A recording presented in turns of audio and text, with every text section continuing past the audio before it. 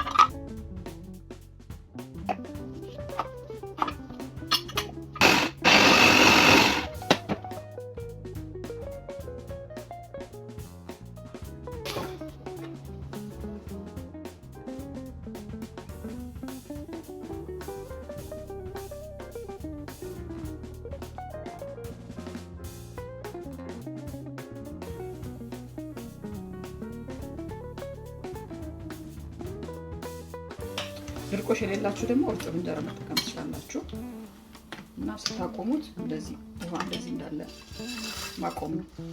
ምክንያቱም ሲርስ በኋላ ላይ ይደርቅባቸዋል። ስለዚህ በቃ እንደዚህ ውሃ እንዳለ ተውታላችሁ አንድ ሀፈናው። ከዛ ቆንጆ ሆኖ ለጾም ጊዜ ጥሩ ምሳ ይሆናል፣ ቁርስ ይሆናል፣ እራት ይሆናል።